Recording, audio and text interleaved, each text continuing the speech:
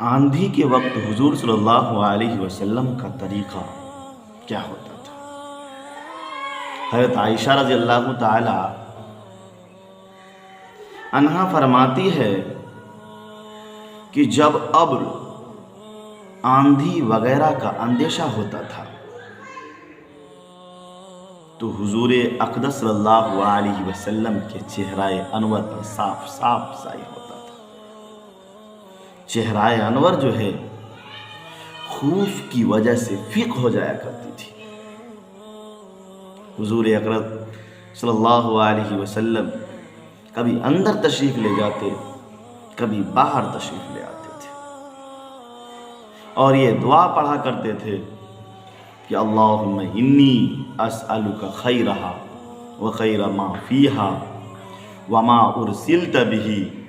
اعوذ بک من شرہا وشر ما فیہا وما ارسلت بہ۔ یا اللہ،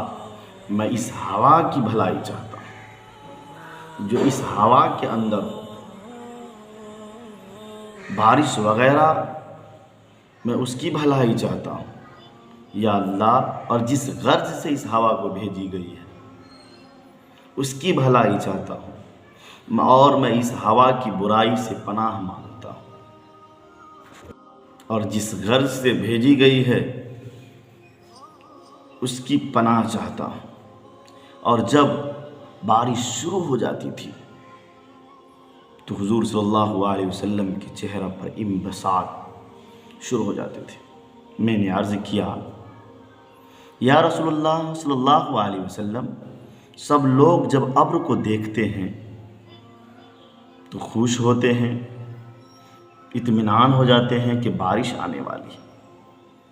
پر جب آپ ہوا کو دیکھتے ہیں تو آپ پر گرانی محسوس ہوتی ہے۔ تو حضور صلی اللہ علیہ وسلم نے ارشاد فرمایا، عائشہ، مجھے اس کا اطمینان ہے کہ اس میں عذاب نہ ہو،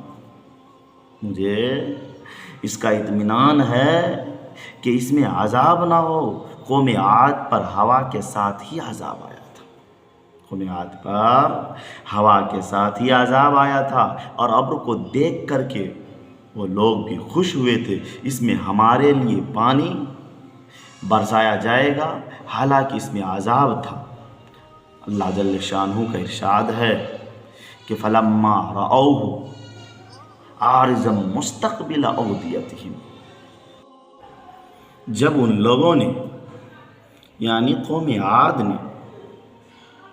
اپنے طرف بادل کو آتے دیکھا تو کہنے لگے وہ لوگ کہ یہ بادل تو ہم پر بارش برسانے کے لیے آ رہا ہے،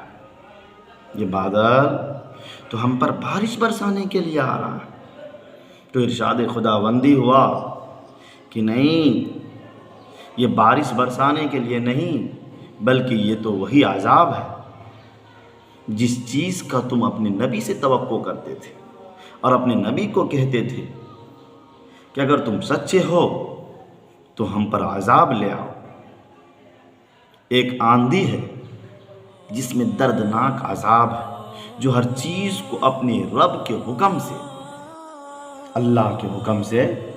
ہلاک کر دے گی۔ چنانچہ وہ لوگ اس آندھی کی وجہ سے ایسے تباہ ہو گئے کہ بج سے ان کے مکانات کچھ نہ دکھائی دی،